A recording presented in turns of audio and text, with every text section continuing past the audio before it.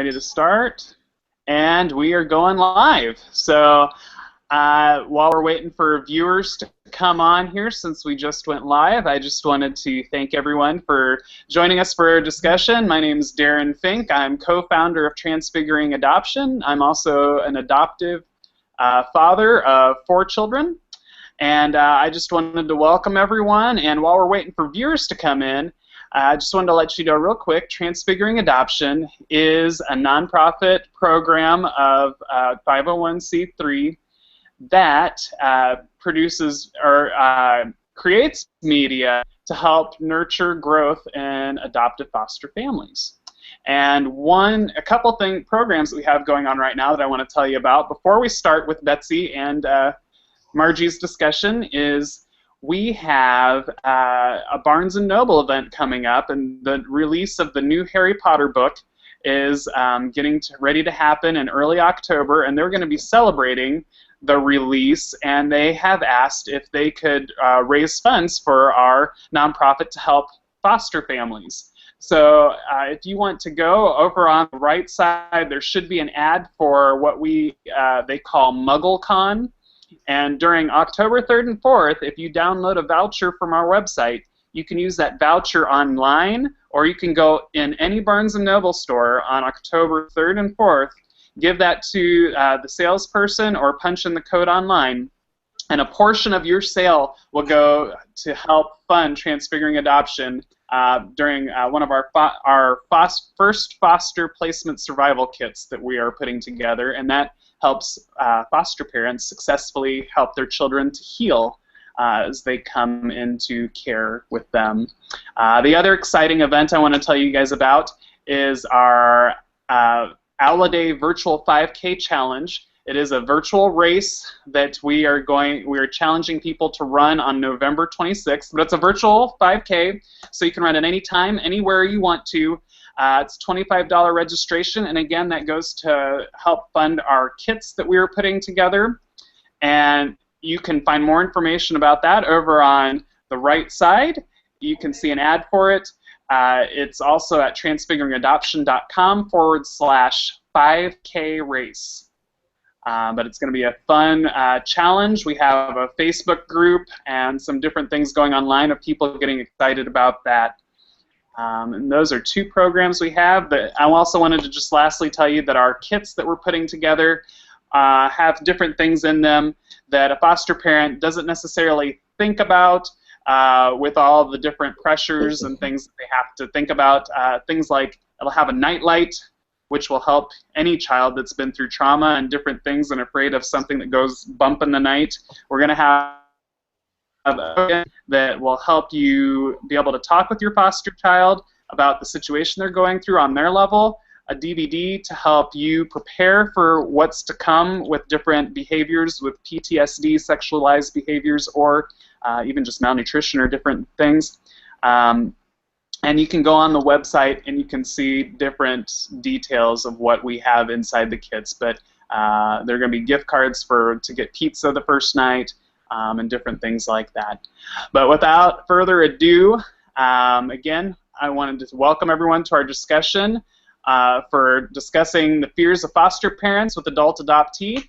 And I have the pleasure of having, I'm going to introduce Betsy Crockett first. She is an she is an adoptee, and she is also a professional blogger, and we are very nice to have her exclusively blogging for our site at the moment.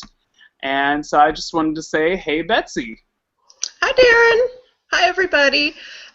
Yes, my name is Betsy Crockett. I live in Illinois, Central Illinois, Decatur. I was born and raised here. I was given up at birth by my biological mother, and I was also adopted in Decatur, Illinois. And I know she's from the area. I am married. I have 2 fantastic children, and I also have a papillon, a pug, a bearded dragon, an African dwarf frog, and a fish. I think that's all of them that I'm keeping alive right now. You have quite the house full there. Yes, it's a zoo. I wouldn't have it any other way. And if people are fans of Betsy's blog on our website, she has a section called Confessions of a Loyal Adoptee that she does quite well at. And Betsy, I just wanted to real quick, while we're kind of getting to know you, you talk a lot about the desire of meeting your birth parents. Could you briefly describe that for us? I think, and as an adoptive person, I was adopted in the 70s. It was all very much under wraps. Everything was kept anonymous. She didn't know who I was adopted by. I didn't know who she was. And you just have that desire. I've always been a very curious person, and there's still a connection. Whether I know her or not, there's still a connection, and I would like to know her. I would like to have her be a part of my life and know my biological brothers. But, you know, it's just a part of who I am. And I definitely would want to invite them to be in my life. Fantastic. Thanks for that. And just one last question. What do you think about foster care and adoption as a person having been raised in an adoptive home? Well, obviously, every child deserves to have a home that is free of violence and has love and nurturing and support, and where they are fed regularly and educated, and every child deserves that. Right. And unfortunately, there are parents out there who cannot provide that for their children. And that's when it becomes necessary. And then there are also parents who surprisingly found themselves expecting and weren't wanting the child. And it's better than the alternative, which would be abortion, because I'm kind of happy to be alive. So I think it's a good thing. I think yes. I think it's a, as far as fostering goes, it's a necessary evil, and you know, it's unfortunate that we have to have other people out there to help out, but I'm grateful for people who are out there to help out and to help other people's children.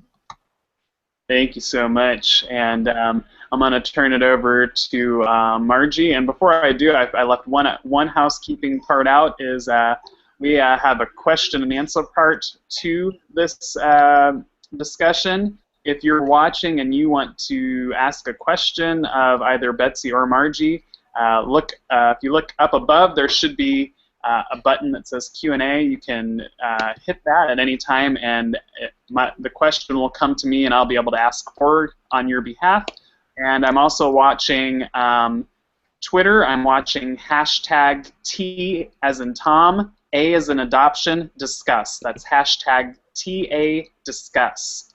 And I can get your question to them that way. But without further, Margie Fink is a foster and an adoptive mom, and she has also the co-founder of Transfiguring Adoption and has a section on the website also. Margie, can you tell us a little bit about yourself, and welcome? Absolutely. It is so great to be here today. I am the foster-adoptive mom of 4 amazing kids. Darren and I started our journey in 2008 as foster parents. We got our first placement in November of 2008. They were a strictly foster placement. They did end up staying, and we adopted them in 2012. In 2009, we got an adoptive placement. They were foster kids who had been in the system for 5 years, and they were legally free for adoption. We found them on adoptuskids.org, which is a photo listing of little biographies of kids that are looking for homes. And so they were placed with us in 2009. Their adoption finalized in 2011. So we went from a household of 0 kids to 4 kids in 6 months. And during that 6 months, the older 2 were actually doing visits with us. They were 9 and 10 at the time. Our first 2 placements were 4 or just turned 5 and 22 months. So they're all now, let's see, 8, going to be 12 in a couple weeks, 15, and going to be 17 in a couple weeks. We got 2 birthdays coming up, so Fantastic. that's us. And it sounds like you have a real heart for fostering children and adoption. How do you feel about your decision to foster adopt now that you're this many years into the game? I definitely feel it was something that we were led to do. It was something I've always had a passion for, even as a young child. Something I definitely knew that we were supposed to do. There are days when I think we were probably a little bit crazy, and I think sometimes to be on this journey you do have to be a little nutty.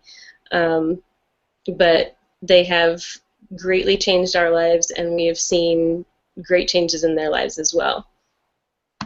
All right, thank you so much. And we're going to go into the discussion part. And again, this is going to kind of be a free reign. If you want to ask a question, please use Twitter, tweet me, #TA discuss. Either that, or if you're watching live, there's a Q&A button up above here that you can hit, and that will get your question to me so I can ask these wonderful ladies.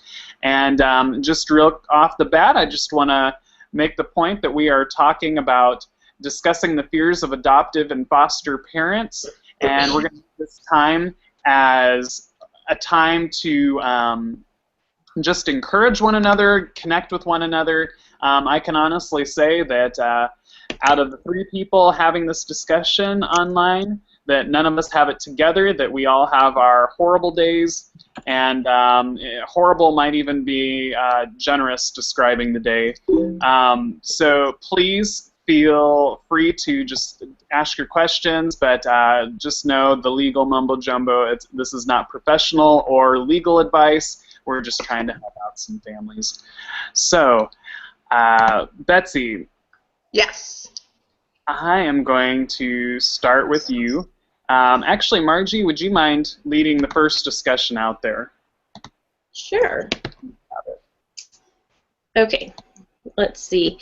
Betsy, in your blog, A Letter to My Biological Mother, you are therapeutically telling your mom about your family when you say, perhaps I sound a bit angry. It's because I am. I am also very sad, and yet I am very thankful to you. So that's a whole lot of emotion, and I know just in this journey in general, for everybody involved, there are so many different emotions. And I think as a foster parent or an adoptive parent, sometimes there's a fear that we won't be able to kind of overcome all that. What advice or insights do you have for foster and adoptive parents? Well, unfortunately, from my own experience and speaking with other adoptees, you don't overcome it. You learn to live with it. You have to set aside the negative, and you have to look at the positive. I'm here. I'm building a life for myself. I have wonderful children and a whole bunch of pets, and I'm good at writing, and I'm here.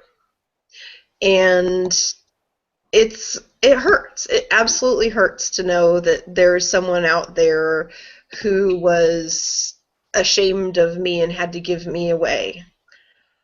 And I don't know that there is ever any overcoming of that. To be quite honest, it's someone out there is so ashamed of me that she doesn't even acknowledge my existence. And that hurts. But, like I said, you put it aside, you learn to live with it. It's your shadow. But sometimes on a really sunny day, you can't see your shadow. Mm-hmm. And you have to look at the bright side of life. Betsy, what do you, again, going back to the question, what would you tell foster adoptive parents to do?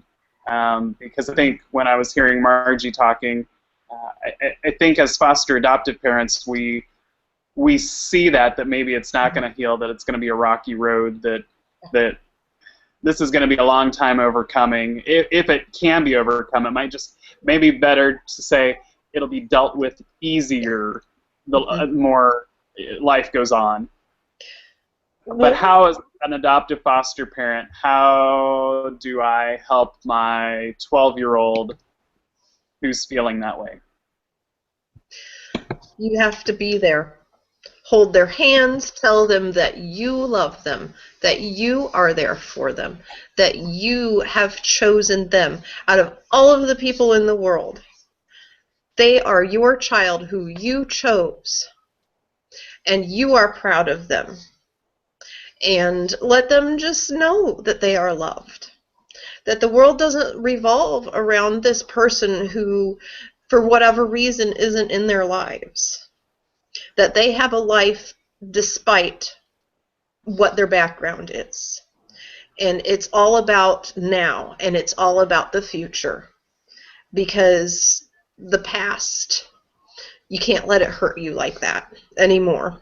And you just being there in general, and being their soft place to land, and being their hard foundation to hold them up is the best way. How would you say, going off of that, how would you say that you feel,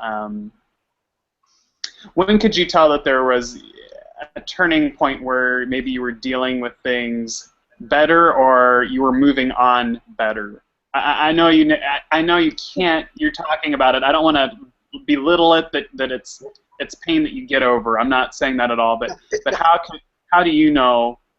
Hey, I'm obviously moving forward, or this is a turning point. And when was that for you? Like, how old were you maybe when you thought you were hitting a turning point? Maybe you have now. No, I think now that I know who they are and where they are, it kind of takes the sting out of it, and I know a little bit about their background. Because, like I said, I didn't know anybody, and you walk around and you see someone at the store who looks like you, and they're right around the same age that you know of, and you go, oh my gosh, what if that's her? You know. But now I know for sure that lady's not her. And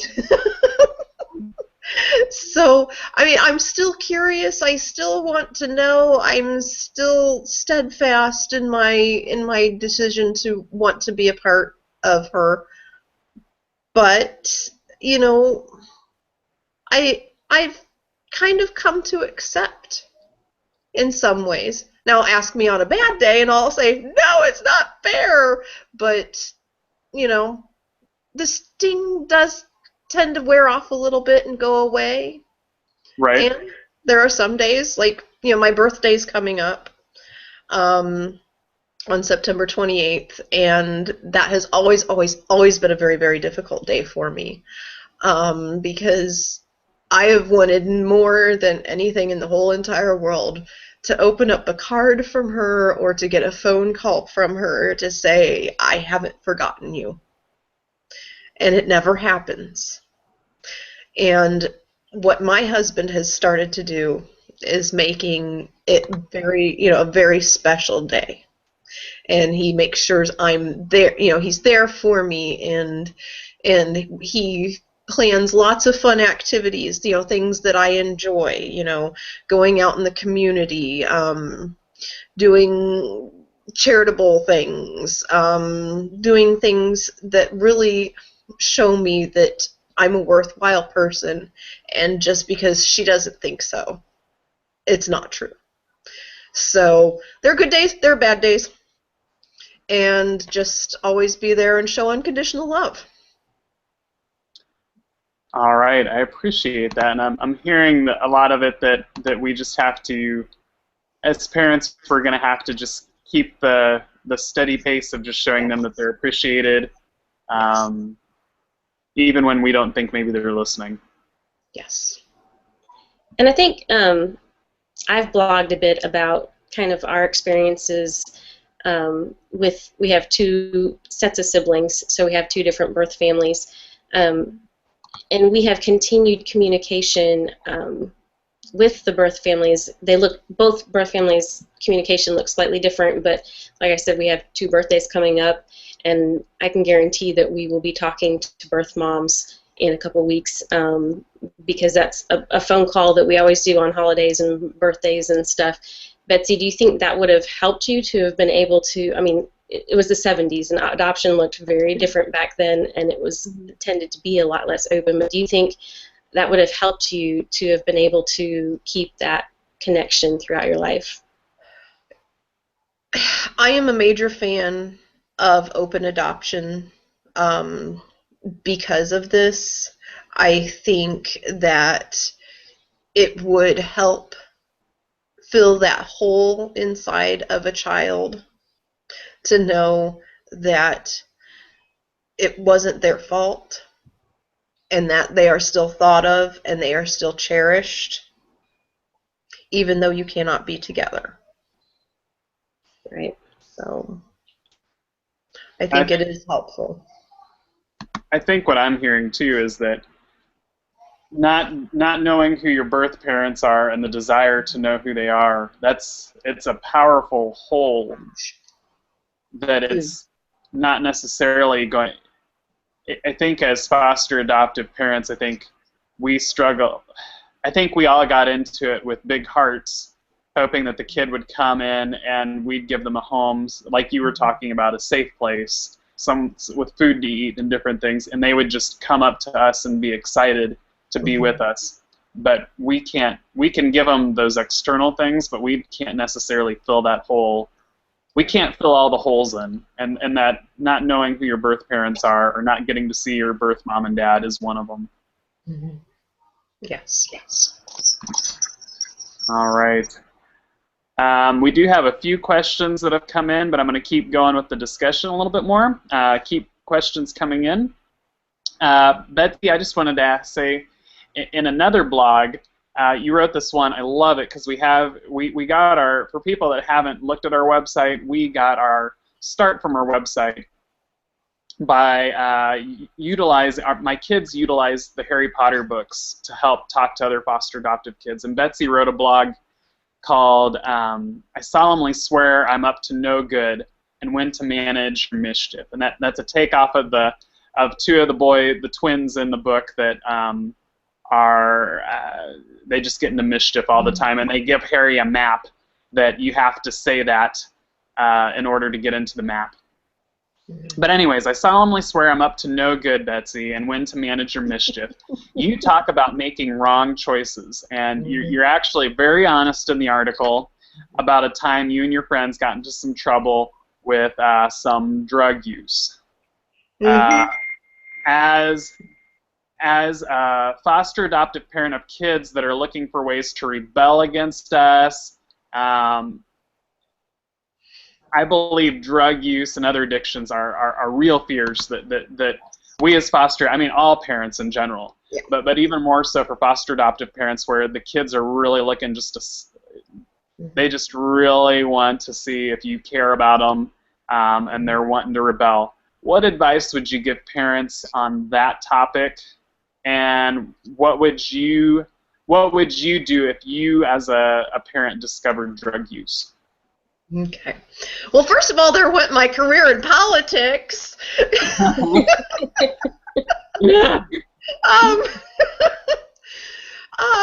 kid out there is going to push boundaries and rebel, and going to, some more than others will want to try more things.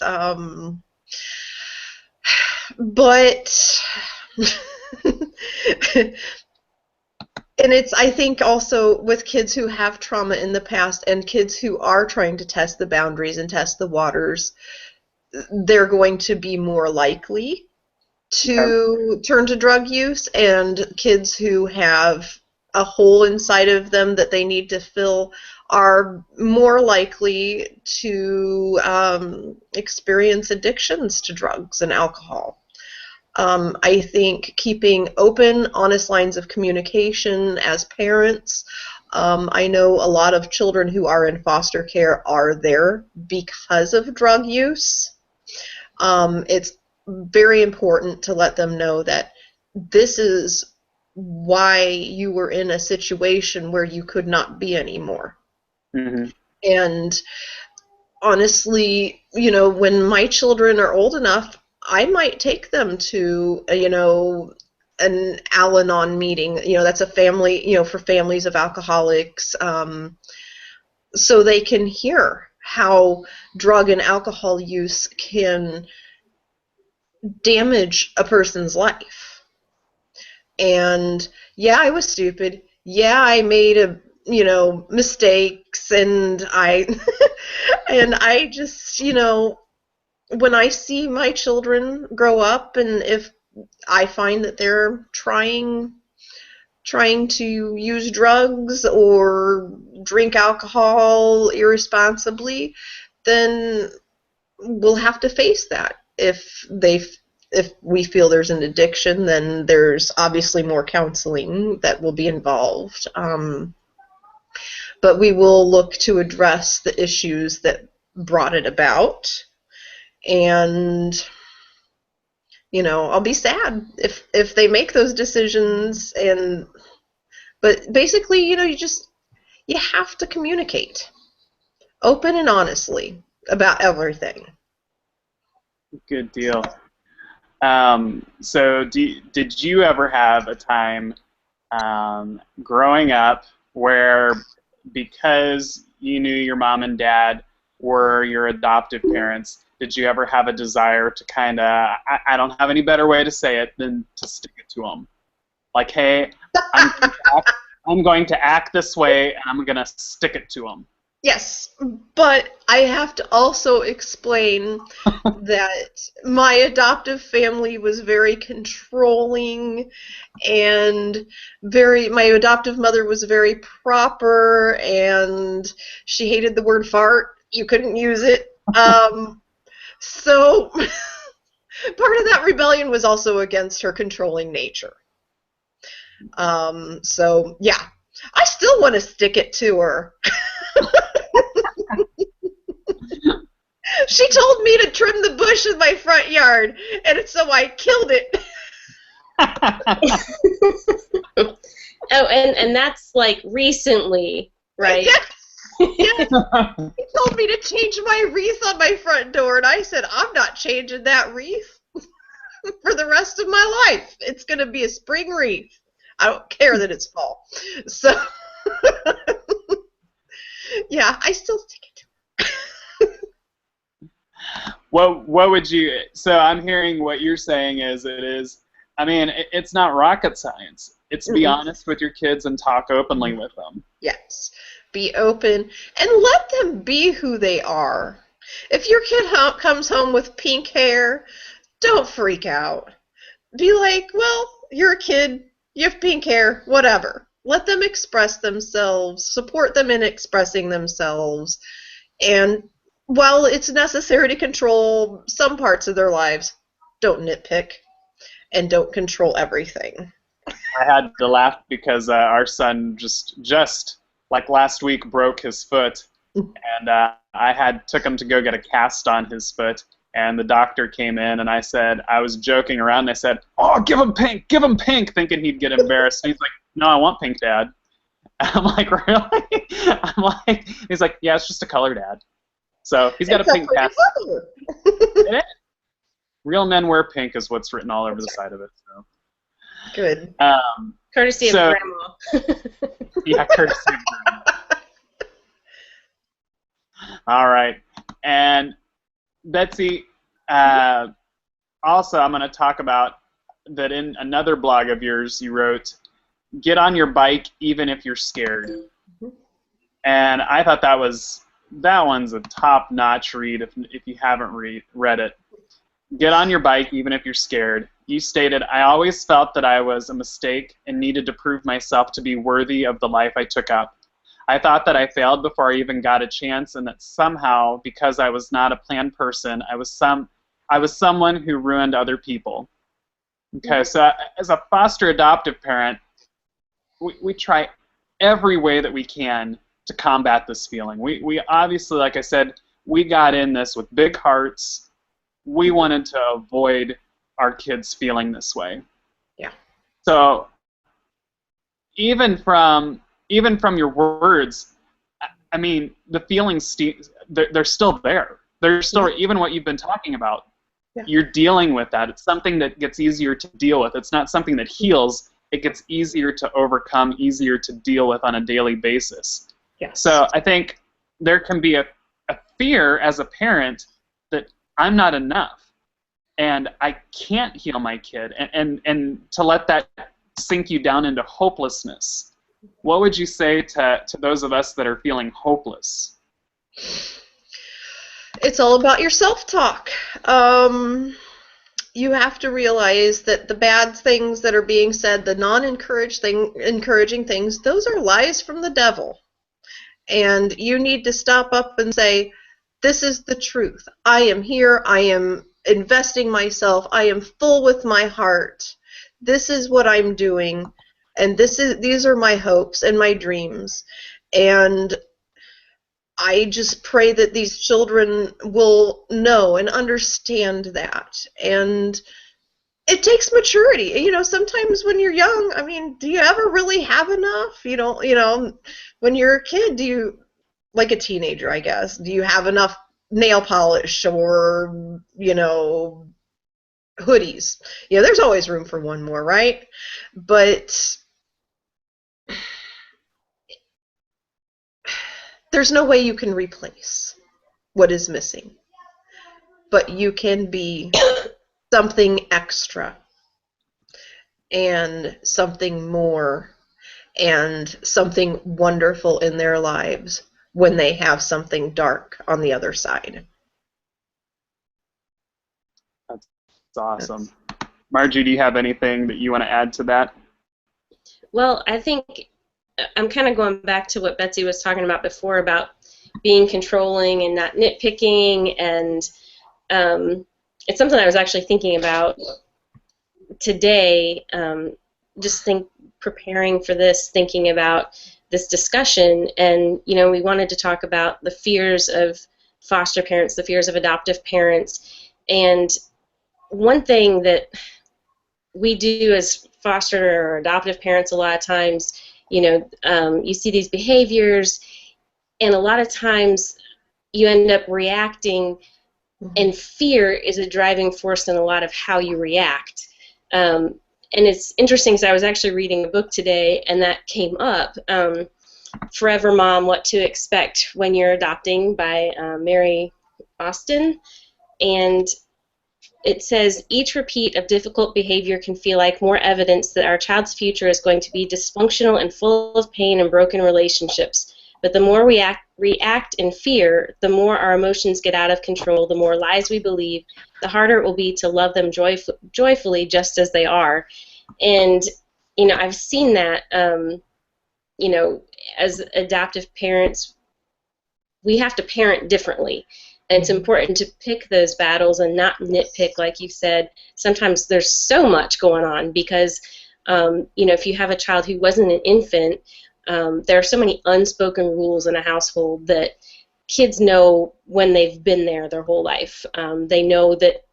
I had one friend who was like, you know, my bio kids understood that, you know, I didn't like fingers touching the walls, you know, I didn't like fingerprints on the walls, and there's just so much that those bio kids understood, and then as foster kids came in, you know, there's so many unwritten rules, and then there's the rules that you, you know, just generally have, and so you kind of have to pick what's most important, because when they come in with maybe having lived in a home where they didn't have any rules, or they were in an institutional setting, if they're coming from another country, you know, there's a lot to learn to be part of that family, and you don't want to nitpick, you don't want to be so controlling, but yet at the same time you have all these fears of like, oh, if I let this slide, what's going to happen down the road, and if I let this slide, then they're going to end up in prison, or they're going to end up this way, or they're going to end up that way. So it becomes this kind of dangerous driving force, where I find myself that when I react out of fear, I tend to react more controlling and harshly, and not necessarily in the way that I want to act as an adoptive parent who's trying to connect and build those bonds that we didn't have because we didn't have that, cuddling as babies and all that kind of stuff. So I think it's important to recognize what these fears are and to address them and work on not reacting out of that fear. Yeah, and fear is an extreme emotion as well. And if you let them see your fear, then that's it's a reaction.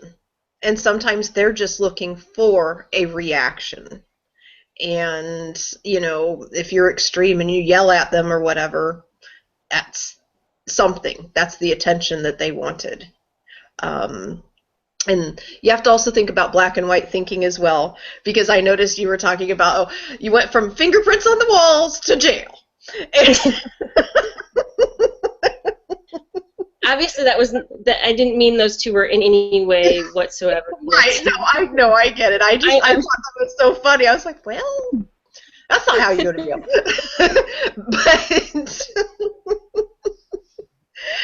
you have to. Everybody's got their bad habits, and you have to just pick on the major ones. If they're stealing and lying and stuff like that, that's what you need to address. But if they don't like to brush their hair in the morning, keep it short and go along with it. It's just pick your battles. All right. We have, I'm going to stop you guys. We actually are at almost 9:40. We've been gone 40 minutes talking. We've had a little trouble getting people in to be able to see us, so I've been trying to get some folks up there. If anyone has any more questions, we've gotten some questions in. You can tweet your questions. I'm checking the hashtag T as in Tom, A as in adoption, discuss. Hashtag TA discuss. If you want to tweet your questions, I can get it to the ladies by checking that out. If by chance Google is actually not giving you a problem, there's a Q&A button at the top of the screen that you can hit, but it sounds like some folks are having trouble. So go ahead and tweet your questions to us at hashtag TA discuss. And since we're having issues, I'll also go on the event page on Facebook. If you want to comment on our event page, I'll try to find your question there.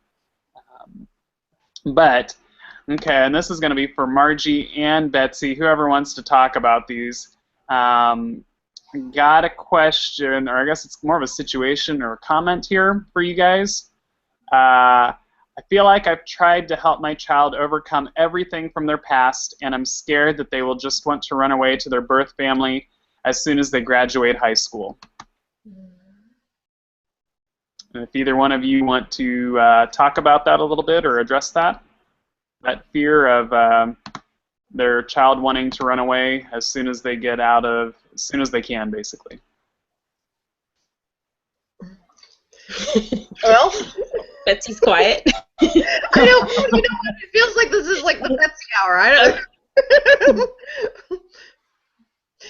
I mean, is this a fear for you guys as adoptive parents? I mean, are you worried about this with your kids at all? To an extent, yeah. Sometimes in general we see kids, when they've come from rough situations, they might kind of fantasize about how things were, or they might kind of give sainthood to people in their minds. And when we try and be realistic with everything, our kids, for us, it's different because, like I said, our kids have their bio families still in their lives. We still have that connection. So it's a little different than kids who don't have that connection. A lot of times they're more apt to kind of think, well, things would be so much better if we went home. We have a lot of discussions with our kids about that kind of stuff, like as we've been reading books, and we discuss, do you ever feel this way, and what might it have been like, or how might things be different if you were at home, and just discussing that kind of stuff with them. But I think, yeah, I think all of us as adoptive parents a lot of times kind of have those thoughts of, you know, we've poured in and we've sacrificed and we've done so much, like, you know, to try and help our kids, and then there is that fear of, you know, they'll turn 18 and just forget us and, you know, go to their biological families, you know, and kind of we're the bad people. So yeah, I think it's a very real fear. I see a lot of it on Facebook boards and stuff where it's actually happening. I think that's where the fear comes from, is people see it happening to others and they're scared it's going to happen to them. And there was a situation, there was a situation like that, in our family. My husband's aunt and uncle adopted a gentleman, he was a boy at the time, who was in a very, very bad situation at home. And he did end up growing up and being in contact with these people, and he has left his adoptive family and has gone to live with, you know, his biological family right back into what he came from. And here's the thing, what you guys are doing is selfless. You guys are doing absolutely everything right, talking with them and communicating with them and keeping the lines open with them. And I wish I could say, you know, it's going to end up like Annie and, you know, I love you, Daddy Warbucks, and I wish I could say that. You know, but just always, I think, just keep the line of communication open with them and tell them, look, this is what happened, and this is how you came to have to live with us.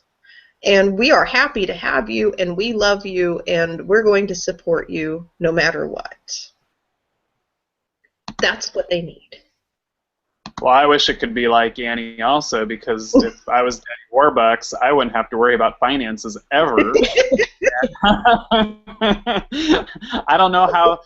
Maybe the fear goes away of your kid running away to when Right. you can just like hire the whole police of the city to go out looking for them. Like, I don't know. Thanks, you guys. Another question that we have, again, it's more like a situation, I think. It's not really a question. I work full-time. I have a household to run and have 2 kids. I'm afraid that I'm not spending enough time on therapies or helping my adoptive child. I just don't know where the time will come from.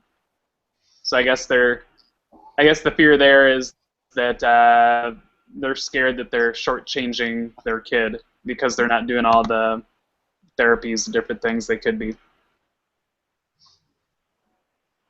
I think, you know, I have that fear a lot of I'm not doing enough. We're doing this therapy, but should we be doing this therapy, or what diagnoses might be missing? What other medications might work better, or what tests might they not be having? What do we need to be doing at school that could be better? And I think that's a fear that. Sorry, I just kind of blanked out. Just keeps. I think we all have that. Even, you know, myself, I ended up quitting my job early on because of all the kids' needs and all the therapies, and between 4 of them, it's like a full-time job in and of itself. Just kind of running all of the things, and I still have that fear of I'm not doing enough, and is there something else I need to be doing?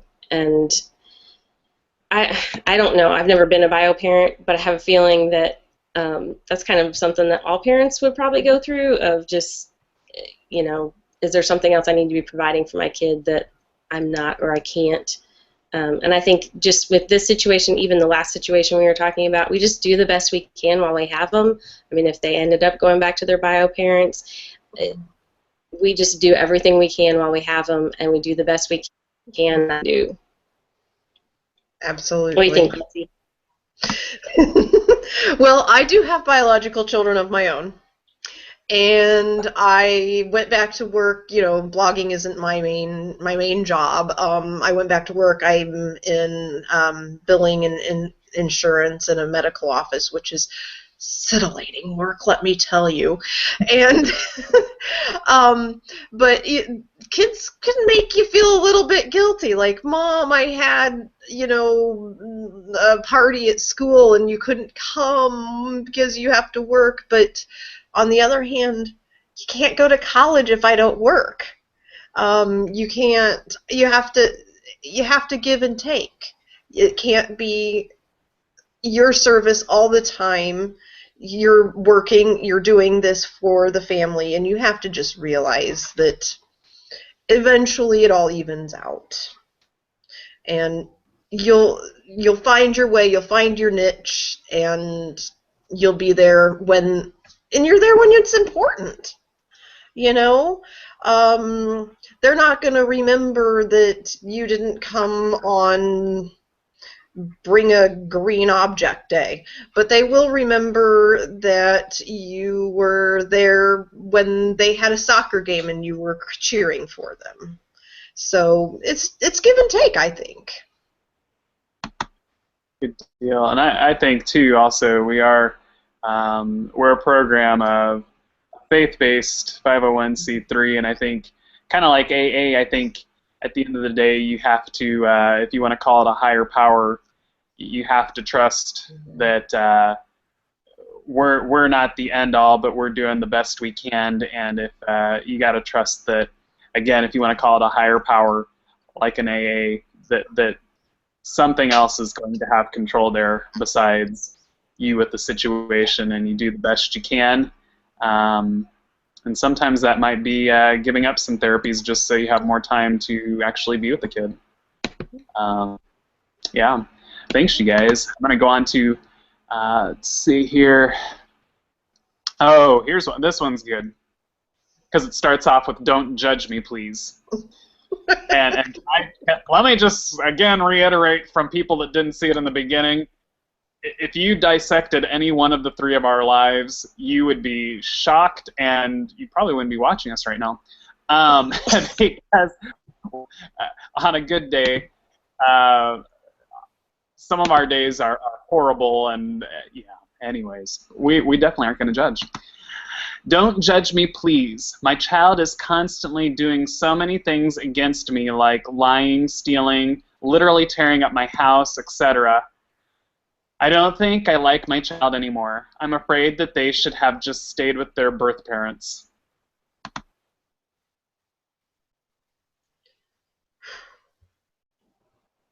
Ouch.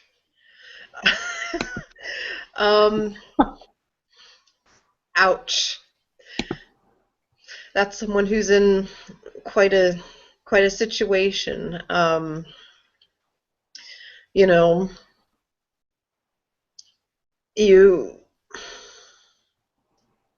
It sounds like that child is testing the waters to me. I don't know what you think, Margie. Have you experienced any of this, or? Sorry, I'm looking at multiple questions at the same time, and I kind of missed some of that, so I'm kind of looking back at it. The question was... a lot of times, the behaviors, it's hard to remember and not take it personally, because a lot of times behaviors like lying and stealing, those are just coping, those are like survival techniques that they had to develop from whatever was going on before they came to us. So while we feel like, okay, they're lying to me and this is about me, it's not usually anything to do with us. It's really important to look past the behavior and try and see what's driving the need, what needs are driving that behavior. We recently had just a great conversation with one of our kiddos when there was some behavior, and we had one of those good parenting moments when we said, okay, so what do you need? Like, we're seeing this, and you can't always ask why are you doing it, because they usually don't understand, but sometimes they can tell you what they need. And so we actually had the child say, well, I need to feel safe. I need you to give me a hug.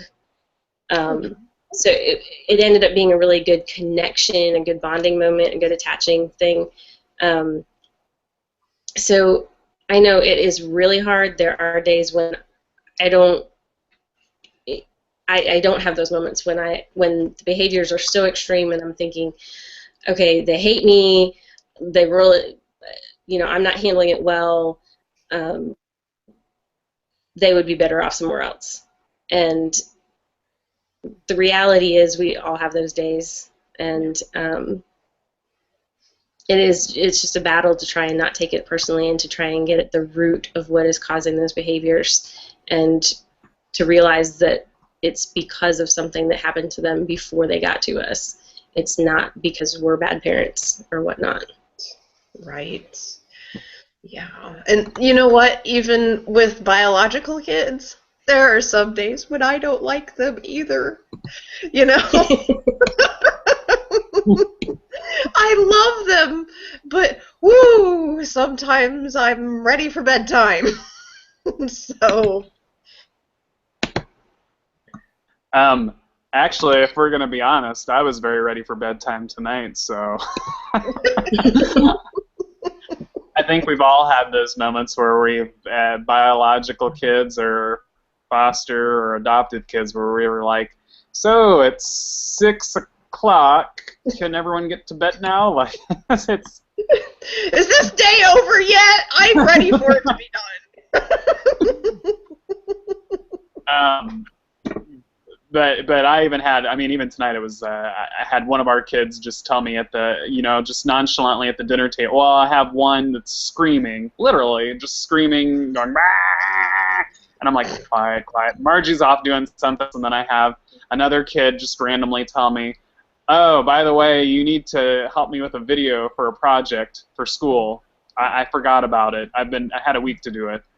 And I was like, I'm not doing that. I got stuff I got to do. So yep. It was one of those nights. All right, let me see. I've got a couple questions in here. This one's a little bit longer, so I'm going to read it while you guys are discussing this next one. My kid is going through teenagers. They don't like me half the time, and I'm afraid that they're never going to want to see me again after graduation. We actually already talked about that one a little bit. You guys have anything else you want to say to that person? So it sounds like the fear is, again, once they graduate from high school, they're going to want to leave. I guess not to the birth parents, though, so it's a little different. Well, teenagers by design kind of hate their parents because your parents are always kind of getting in the way of all the mischief you want to cause. They're the ones that you have to kind of answer to. That goes back to the rebellion question as well. And I can tell you a million times I'd say, I can't wait to get out of here so I can go do whatever I want. But eventually, let them branch out on their own. If they, think that they can make it, and when they realize that being an adult is really not as fun as they thought it would be, maybe they'll come back. It's kind of like if you truly love something, let it go, and if it comes back, you know that it's yours. You have anything to add to that, Margie? Nope. Very beautifully answered, Betsy. We're so proud. Ta-da! We're willing to open our hand and let's see if you come back after that one. Okay. Okay. Then we're still in the foster stage. It's a 6-year-old and that has been in and out of foster care 5 years. It's hard getting him up to speed with school and knowing that we didn't have influence up front. And then we do our best, as you say, and birth mom, sweeps in at visits with toys and becomes the fun parent. So, do you guys have anything to speak to that one? Margie, you're the reigning champ foster adoptive mom. You want to get the ball rolling on that one, and then we'll let Betsy have a think on that one. Do you need me to say it again? No, I got it. All right. Hold on, I'm thinking, I'm processing. Introvert, I take a while to process and think. What do you think, Betsy? That's a toughie.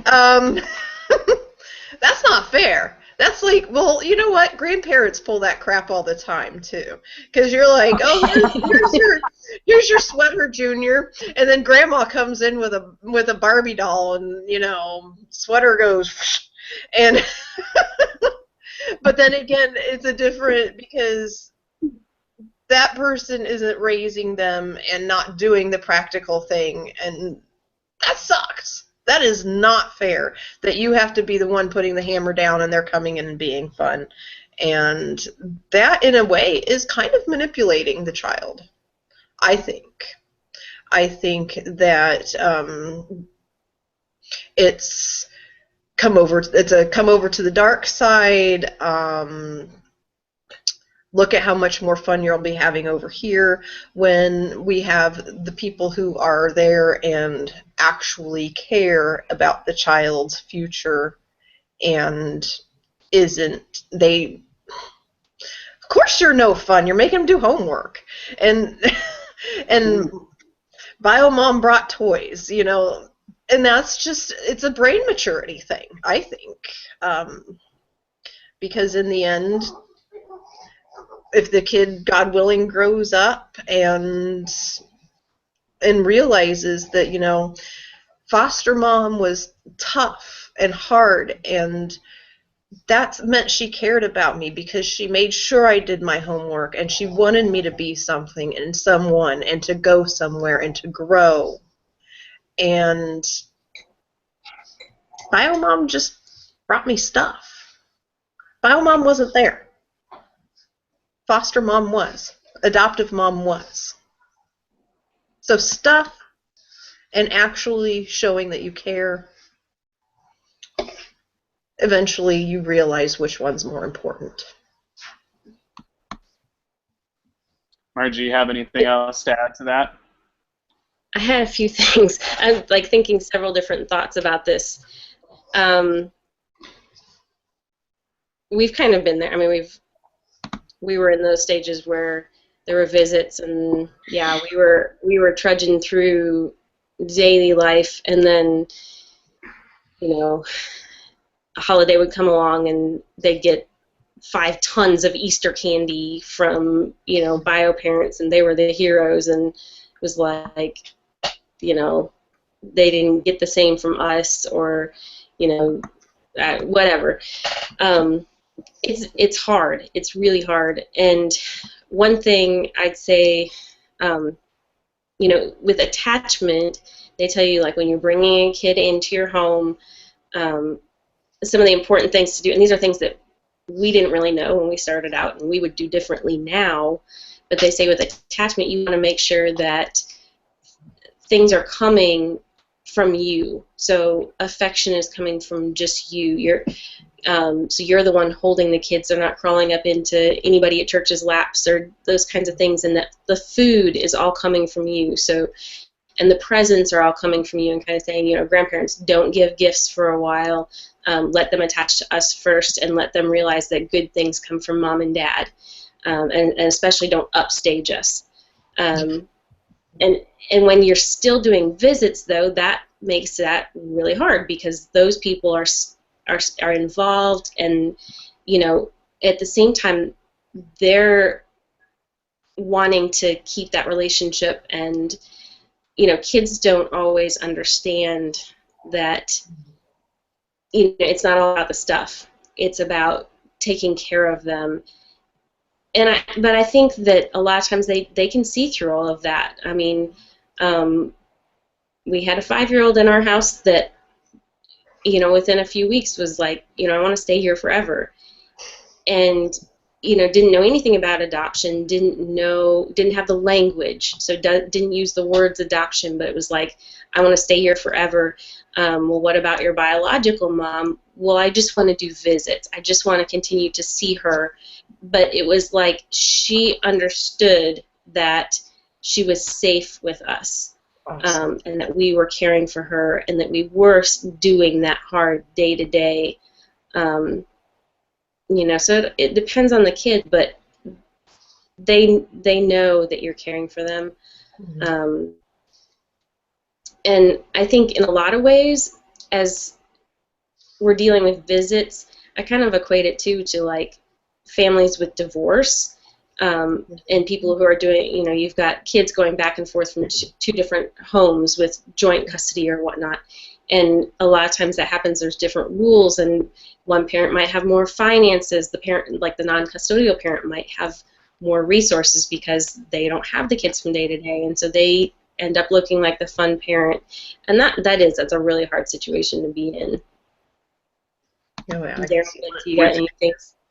What would you guys say too? I think from our situation, I think that that's also that birth's parents' way of making things up to them by being the fun. They feel like if they're the fun parent, I can make it up to them. Where we just went through path classes to get licensed in Tennessee because we were licensed in Illinois, and one thing that they reiterated over and over again was being a foster parent is not fair. There's nothing fair about being a foster parent because you're the one that has to do the right thing all the time. The birth parent can be the fun parent, but you've got to be you can do fun things with the kiddo, but you've also got to do the disciplining. You've got to make sure, I think like I was talking in here, you've got to be that influence for school to try to catch them up. You have that on your shoulders. And then you have caseworkers that I'm not bashing anything, but you do have caseworkers that are coming in and they're not seeing the full picture, and so, but they have the control on what their answer and decision sticks and yours doesn't. It's taken into consideration hopefully, but it doesn't stick. So it's unfair. Man, I can totally feel for this one because it just really stinks. I think, from what I'm hearing, what Betsy and Margie are saying, though, I think in the long run, I think you're kind of you're getting rewarded later. Mhm. I think when they're, and unfortunately, I think for that birth parent, I think they get to see the gratification of them getting the toy then, and that lasts a few minutes. And I know our kids would get excited going on a visit with the toy, and then they'd come home and it would get broken or lost or what. I mean, it didn't mean anything. 5 minutes, it was something, and that's what that birth parent gets. But unfortunately, as the foster parent, you're doing the work now, and then later on down the road, you're gonna get the rewards of that child knowing that you worked hard with them, and all that birth parent got was that 5 minutes of giving the toy. It stinks that you don't get to see it now, and we're living that because we haven't seen it yet. We're still hoping for that. We're still hoping for that down the road woohoo time.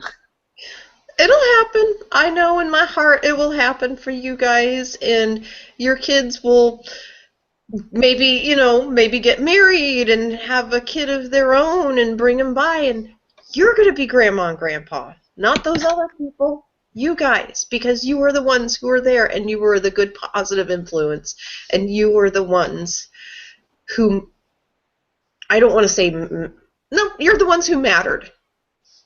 Because obviously something happened that they were, and this is going to sound a little bit cruel, something happened, they were taken away from their home. And that parent did not do what they needed to do in order to keep their kids. And in the end, you are the ones who have made the sacrifices, and they are not. And they will know that. And even if the kids go home, I mean, they'll remember what you poured into them. Mm-hmm. And I think, I think it was Darren that said that it's not fair. And the reality is the whole situation is not fair and it's wrong. You know, in the ideal world, there would be no foster care situations. And, you know, I love our kids' birth mamas to death, you know, and their stories are their own to share, not mine to share here. But, you know, I see even in the system, it is not fair to them. You know, I've talked to some, like, birth great-grandparents and aunts and uncles and different things, and, you know, we've discussed just how, in general, the whole situation was so unfair in that, especially because it drug on. Like, our older two were in foster care 7 years and a day to finalization. They were in foster care still doing visits before rights were terminated for 5 years. So for 5 years, everyone was strung along. So Biomom was being told, if you just do this, you can get your kids back. When in reality, there were things from the very beginning that basically said that it was not possible. So why does the system, you know, why was she strung along and kept being told, if you just do this, you can get your kids back. If you just do this, when it really was not a very legal possibility. You know, and the kids got strung along for 5 years. Those kiddos, we were home number 7. It wasn't fair to the kids. It wasn't fair to any of the foster parents involved. They had 2 younger siblings who were in another foster home. They were with those foster parents for almost the whole entire 5 years. And those 5 years, those foster parents ended up getting a lawyer of their own because the system just drug it on. And I apologize, I've been sick, so I'm having a hard time here. But they, you know, it wasn't fair to them. They were eagerly awaiting to adopt those kiddos, and they were just being strung on and on and on and on. It wasn't fair to anybody. And I'd say in general, just foster care, it's not fair. In general, adoption, I mean, it's not the ideal situation. There's loss for everybody in that triangle, from foster or adoptive parents to the birth parents to the kiddos, the ones who are in foster care as foster kids or who are adoptees. It's not fair, and there's always loss and grief, no matter which person you are. Yeah. Okay, I think what we're going to do is we are going to take, we're past 10 o'clock, so we've got an hour. We said we're going to go till 10:30. I'll take 2 more questions, and then I think we're going to wrap up. Let's see here. I've got one here that says, my child makes up stories about my husband and myself. I'm always scared that I'm going to get a call from school or CPS that we're abusing our child. I'm even more scared that everyone will believe me over my child.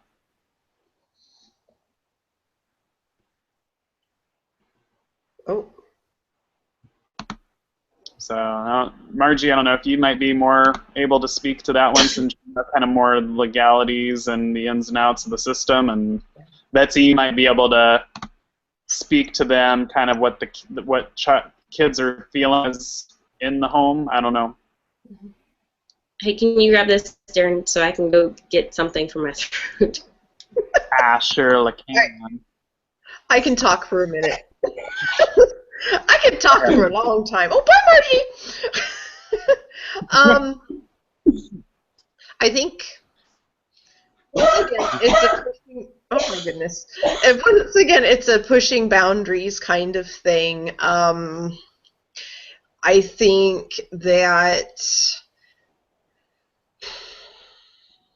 it's a way, well, going back to the discussion before, when the birth parent was bringing the gifts, and when, you know, they were manipulating them over to their side, and when they idolized the birth parent, and I know, you know, several people who work in child protective services, And a lot of the time the birth parent is telling the child, you know, your social worker or your foster adoptive family are keeping us apart. It's their fault, and the kids don't know what to believe because they are in such a tailspin. You know, a lot of people don't want to admit that, okay, I screwed up, I did drugs, and I endangered my children. But in any case, you know, they'd rather pit the child against someone else, just like, you know, sometimes happens in children of divorce.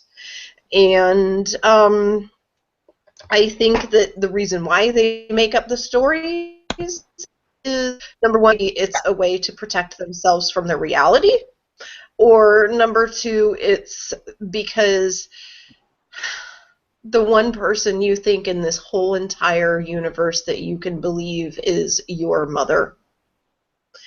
And if she tells you, you know, those people are bad, you're going to do what you think is everything you can do to get back to your mama.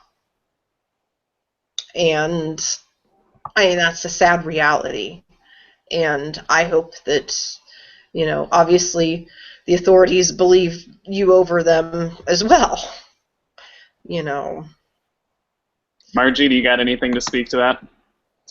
You know, it's interesting because when we got licensed in Illinois, you know, it's been 6.5 years ago, you know, they kind of talked about possibly, you know, you might be falsely accused of something and kind of how that could play out. This time getting licensed now, it's like we're pretty much told it'll happen at some point. You will be accused, either the bio parents will accuse you or the kids will make an accusation. And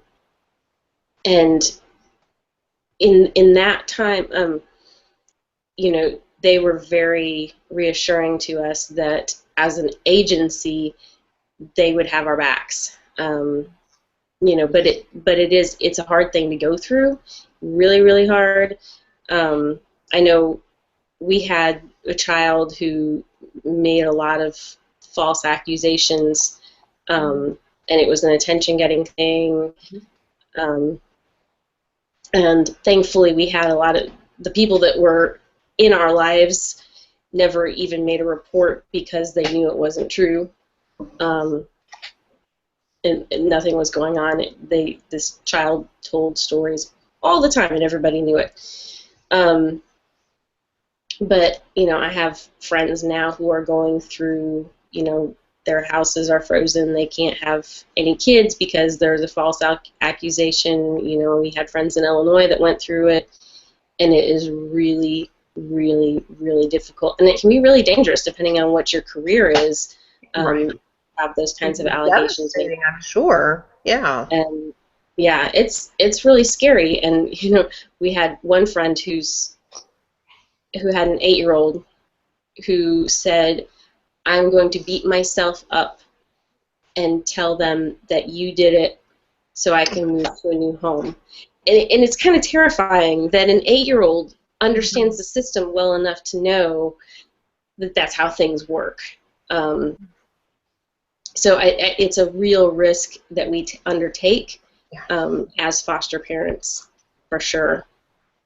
And I think for what you're talking about too, Margie, I think it's important if you don't have a support system or if you don't know other foster adoptive parents that understand that it's a risk and it's one that you're doing willingly and they understand it. You don't have people. I think stuff like this or getting involved with a community actually in person in your community or online like this is really important because when you do get accused of something or something does happen, other foster parents are the ones that are going to be able to come around you and they're going to treat you normal. They're going to understand. Where I think the hard part with that situation too is as soon as someone hears that CPS has been called on you, I think you kind of are almost wearing a scarlet letter and you're ashamed and you feel guilty, where I think our community of foster adoptive parents, we understand, okay, well, maybe it was rightfully called, maybe it wasn't. We don't there, you know, I think as foster adoptive parents, we're quick not to judge and just to try to pick you back up and put you back on your feet rather than put the scarlet letter on your chest. So, do you guys have anything else that you want to add to that person? That's a rough situation. It really, I mean, we've had that fear many a time. I mean, we still have that fear sometimes that we'll all of a sudden someone will come a knocking and we're like, your jaw drop and just be like, they said what? Mm. And it's important not to get super duper angry at that kid. Just always remember in that sort of situation, obviously the kid's not telling the truth, but always consider their background and try not to take it personally, although that is the most personal thing, you know, that someone, you know, could accuse you of, like, oh, he's hitting me or something like that. That is terrifying. No, and I think, Betsy, I think you're right, because I think Margie and I read a lot with from Dr. Karen Purvis, who's the guru with this, with fostering, and she has some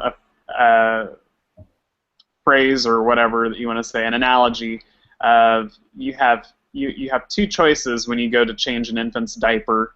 You can either, you know, open up the diaper and go, "Good Lord, what did you do? That's what sin smells like."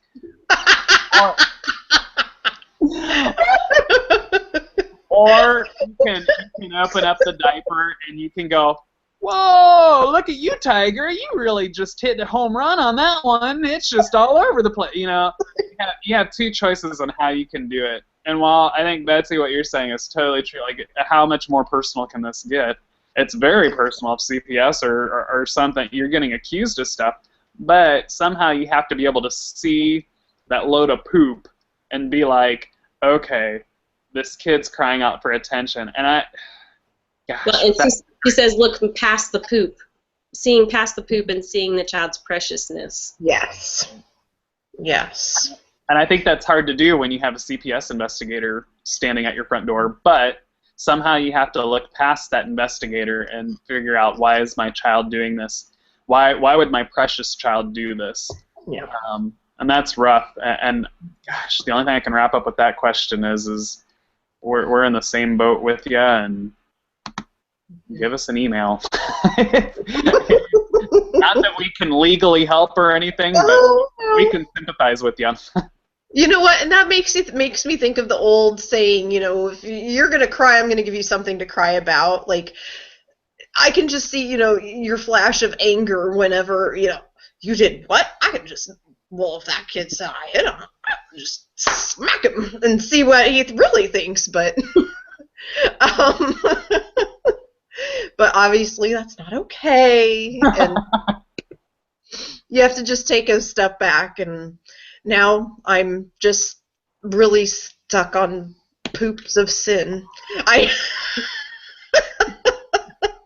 Well, let me transition. This is going to be the last question that we have tonight, you guys. This person is, again, it's not a question, it's a situation. We should have put situation and answer. During this process, I guess they mean the fostering, maybe adoption process, I've totally lost myself in helping my children. I've lost my hobbies, my career, and so on. I fear who I've become and what I will do once they are gone.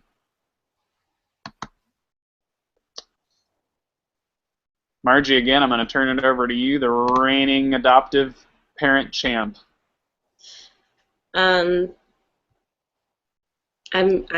frantically trying to think of an answer, because I'm in that boat where it was not that long ago that someone asked me, so what do you do, like, what are your hobbies, what do you do for fun? And I'm like, you know, I honestly don't remember, because there's so much time just wrapped up in running from this therapist to this specialist to this ist to that ist to that ist to that ist. I think at some point or another we've had every ist that there is involved, from cardiologists to geneticists to, the list goes on. And you end up just dropping in bed at night, just exhausted. I mean, there are times when we have our littlest still really wants to he's really scared at night, and so he wants nothing more than just to crawl into Mama's bed with Mama for a while, and then when Daddy comes to bed, carry him back to his own bed and kick him out. And there are a lot of nights when at 8 o'clock and he's going to bed, sure, bud, I'll go to sleep with you because I'm just done. I'm exhausted. And, I do think about when they're gone, like, what's my life going to look like? Because I feel like, I walked away from a career I loved. I walked away from, hobbies and things that I like to do. And, I'm kind of working on trying to make sure that, as a matter of self-care, that I'm incorporating those things back in to an extent, because it's not healthy for us to not have any of those things and not to be having, kind of our own enjoyment. So I've been working on that, and I'm not very good at that. But I think about that a lot, like, so what happens career-wise, or what happens, when they move out, and, I have, like, poured so much into them, and they've moved on. So I don't really have an answer for that one. Yeah, and that's actually really common for parents of any kind. You see a lot of people divorce when their children go away to college because they find themselves with an empty nest, and being a parent has been their identity so long that they don't remember anything about themselves. And that happens on, all levels. And I will say that, as a person who was adopted and didn't feel like I got what I needed from my adoptive family, I feel the need to go above and beyond for my children. So, I've been trying to read the same book for 6 months now, and I'm halfway through it.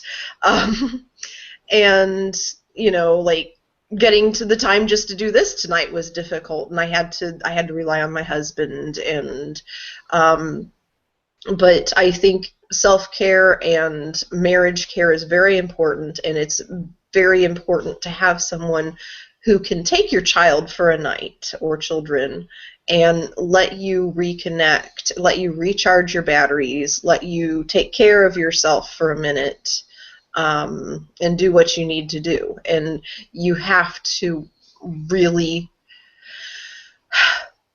not feel guilty for doing it, because I feel guilty, for saying, go away for a little bit. Mommy needs to close her eyes and regroup. Sometimes people ask me, well, what's your hobby? I'm like, napping.